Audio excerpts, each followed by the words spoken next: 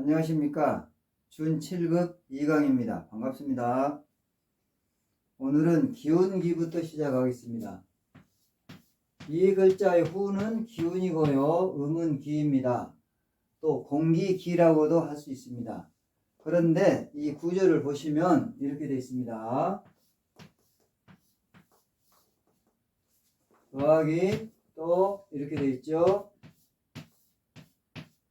이거는 기운기입니다.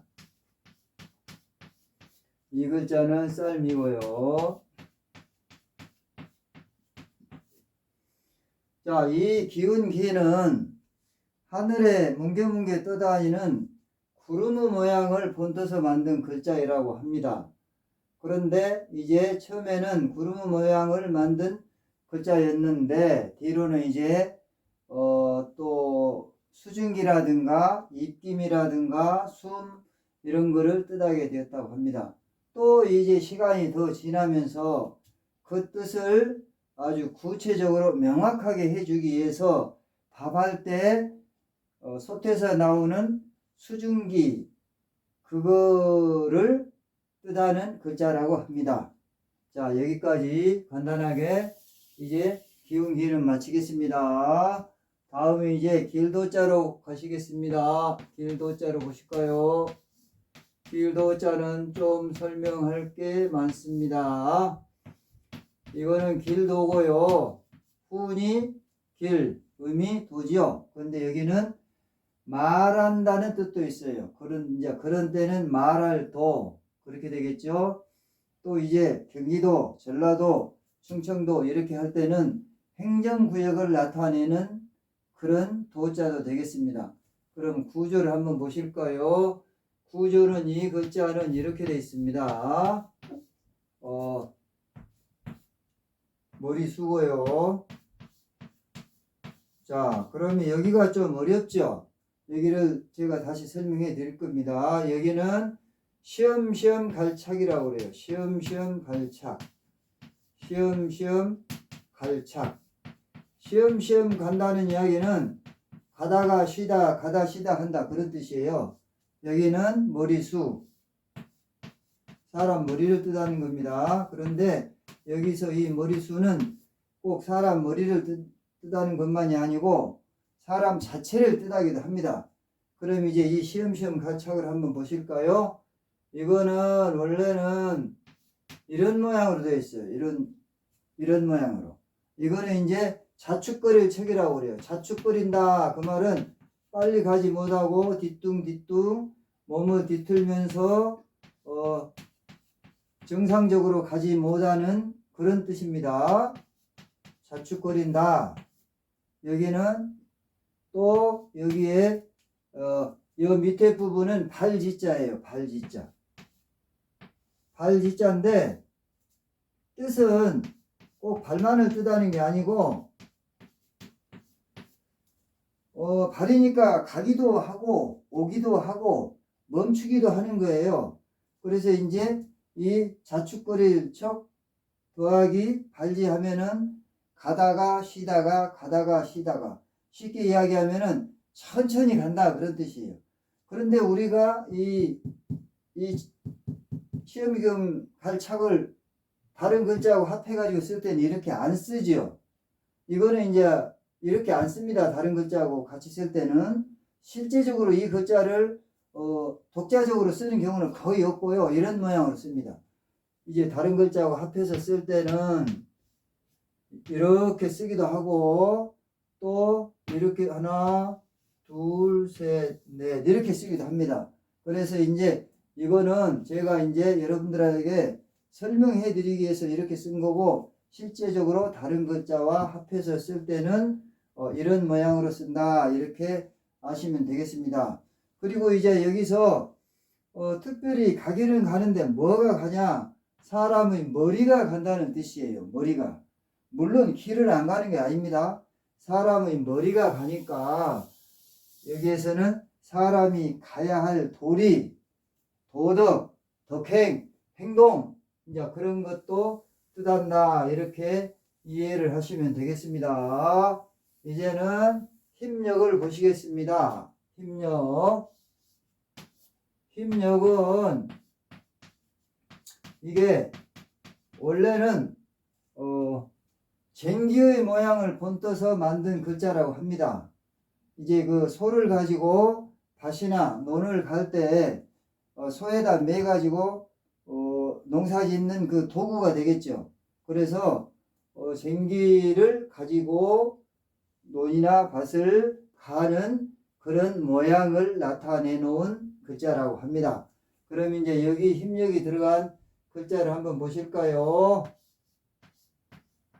이런 글자가 있습니다. 이거는 산해남입니다. 산해남. 좀 더 나와야 되겠네요. 이렇게. 산해남. 산해가 뭔지 아시죠? 산해. 산해는 사나이, 뭐 건장한 남자 그런 뜻이죠. 그런데 이 구조는 또 어떻게 되어 있을까요? 구조가요.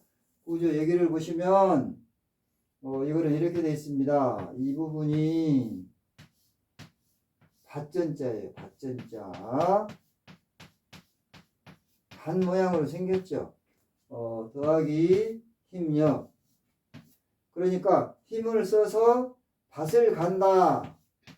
주로 옛날에 쟁기질 할 때 남자들이 쟁기질을 많이 했죠. 그래서 산해남은 쟁기를 가지고 밭을 가는 사람이 남자다 그런 뜻이에요. 근데 여기 밭전자를 보시면 이런 모양이죠. 이런 모양. 이런 모양. 이 가운데 사방에 있는 이런 흙은 전부 다 밭의 경계를 나타내는 거예요. 여기.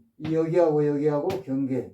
여기하고 여기하고 경계. 여기하고 여기하고 경계. 그러니까 이 가로획, 세로획 이런 획들은 전부 다 밭의 경계를 나타내는 것이고 이 안에 있는 빈 곳은 밭이다. 그렇게 이해를 하시면 되겠습니다. 그럼 이제 또 다른 곳으로 갑니다. 어디로 갈까요? 스스로 자자로 가보겠습니다. 여기는 스스로 자라고도 하고 자기 자라고도 합니다.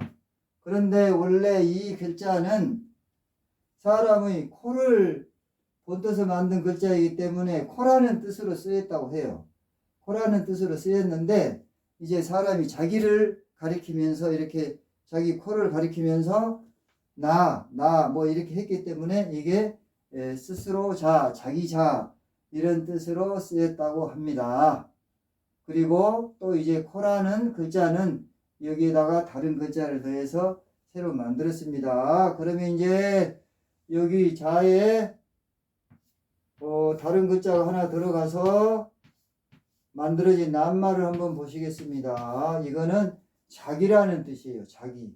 자기가 뭔지 아시죠? 자기 자신 그런 뜻이에요. 근데 여기에 있는 이 글자는 이게 몸기예요. 몸기. 몸.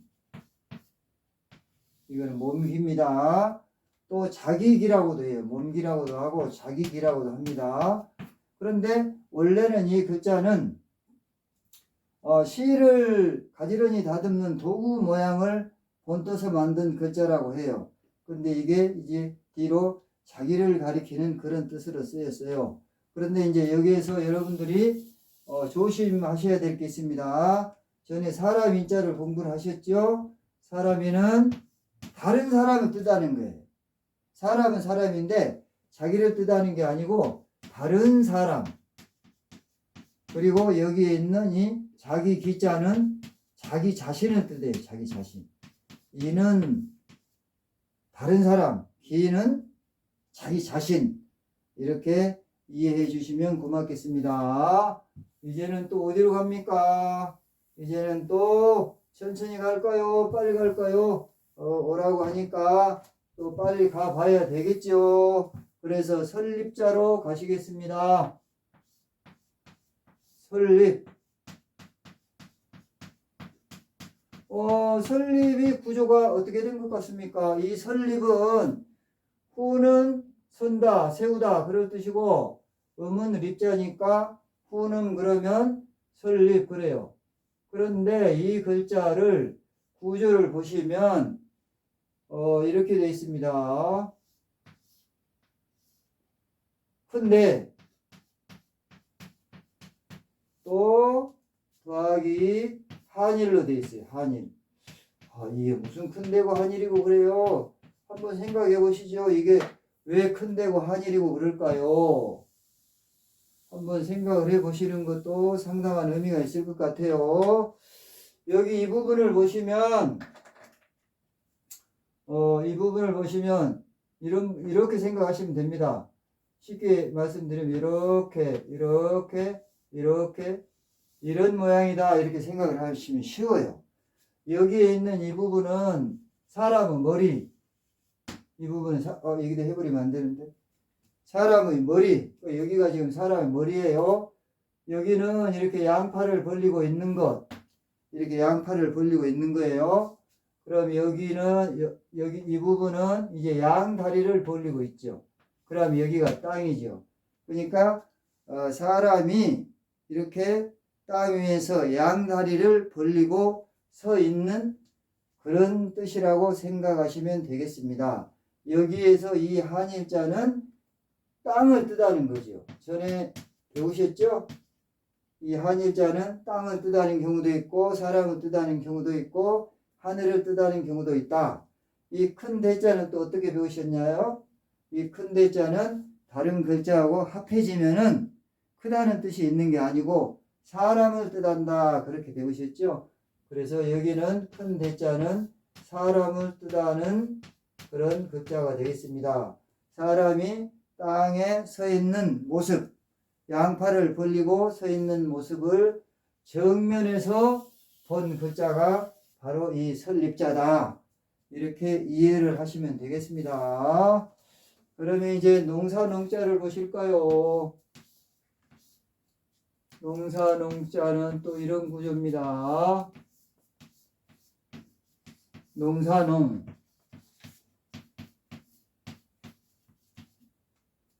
농사농자는 이런 구조인데요. 여기를 보시면 이렇게 되어 있습니다.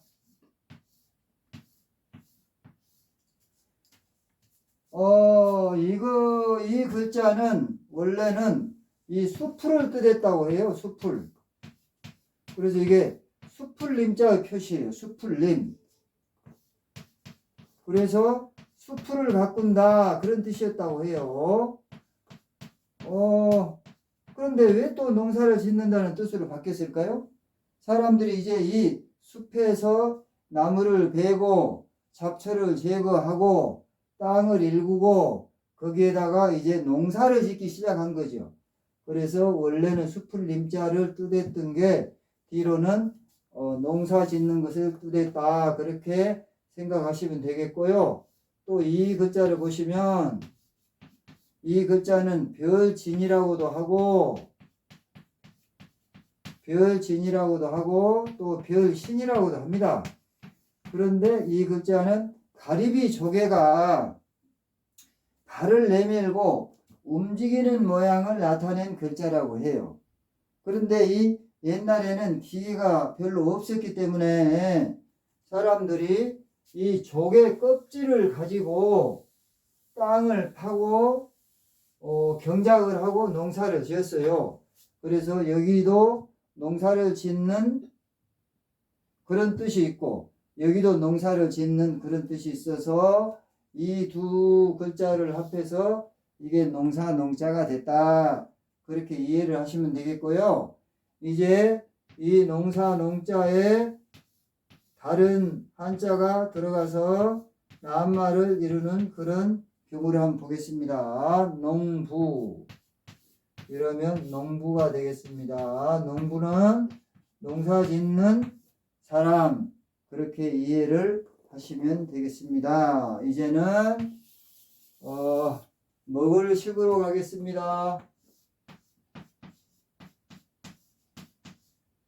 먹을식이라고도 하고 밥식이라고도 하는데요. 여기는 훈음이 두 개가 있어요. 먹을식 또 밥사라는 뜻도 있어요. 밥사 밥식이라고도 하고 밥사라고도 하고 그래서 여기는 훈음이 두 가지죠. 더 정확히 하면 세 가지가 있는데 거기까지는 좀 어려워요. 그래서 일단은 먹을식 밥사 이렇게까지만 아시고 계시면 될 것 같습니다. 그러면 이제 여기 구조를 한번 보실까요? 구조는 이렇게 되어 있습니다. 이게 몰집,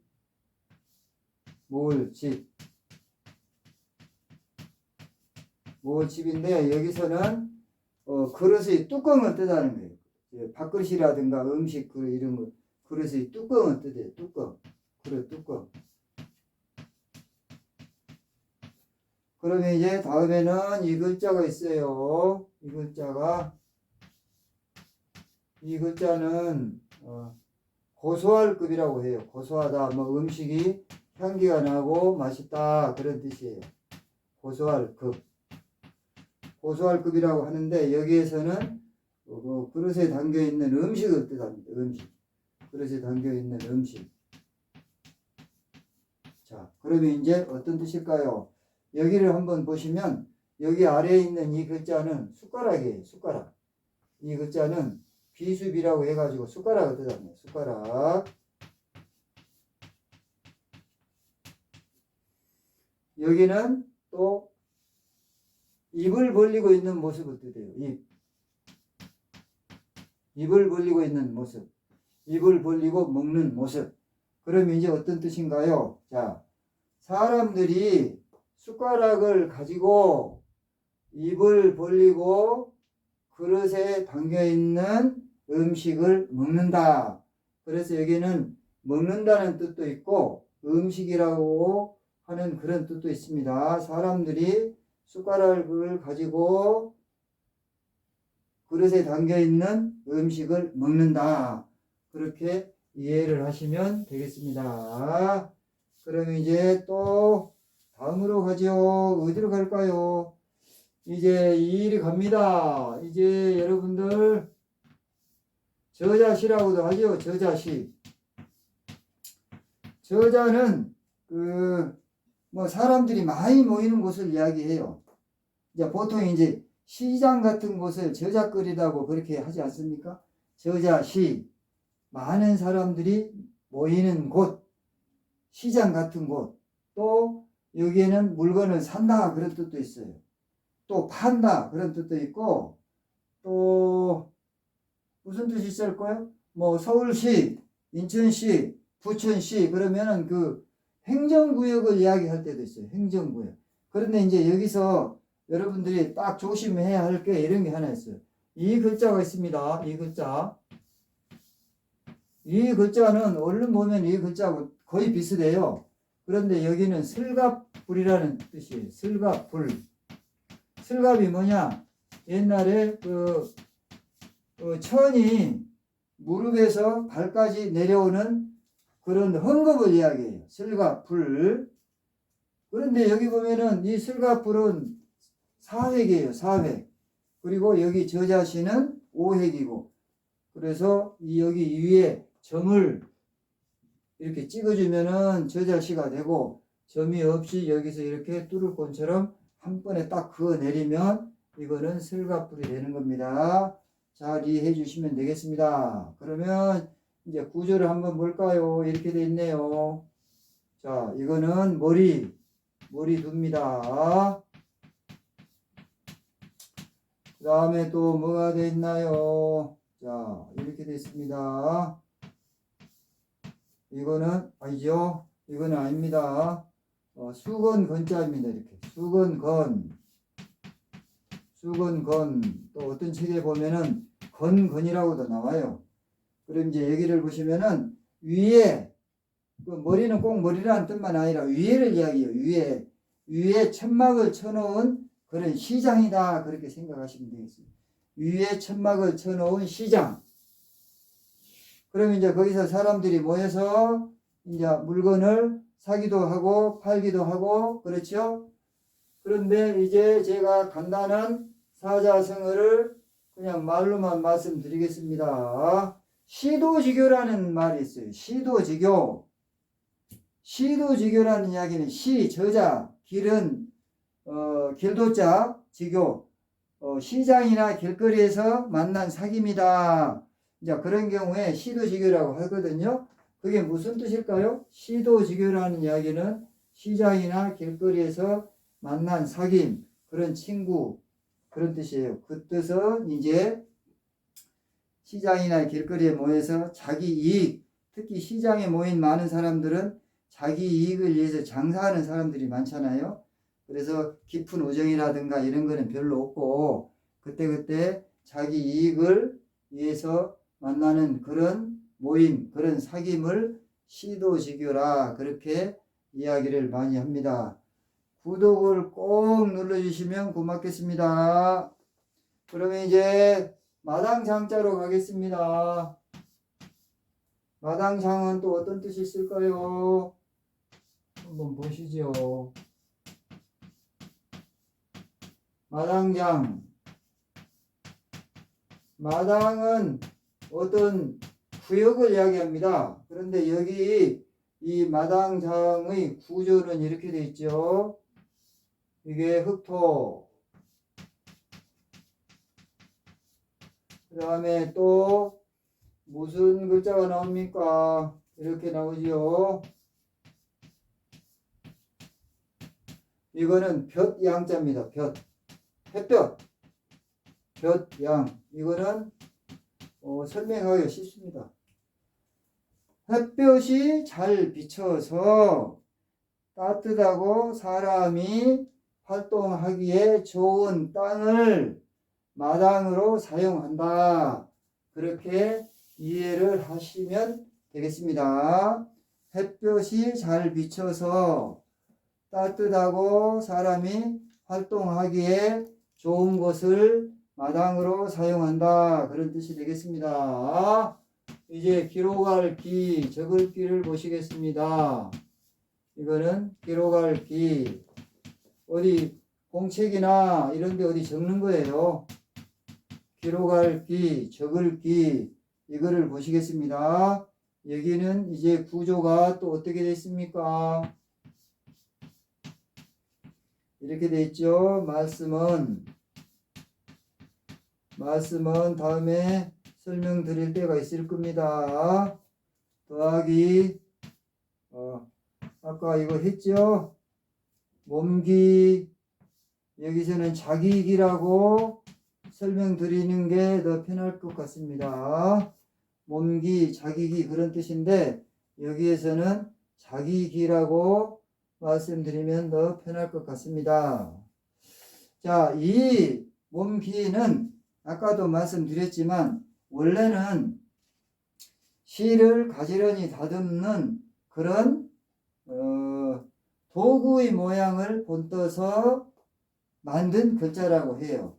그런데 이 기자는 자기를 뜻한다, 그런 뜻을 아까 말씀드렸죠. 그러면 이제 이거를 정리해서 보면은 자기의 말을 정리해서 기록한다, 그런 뜻입니다.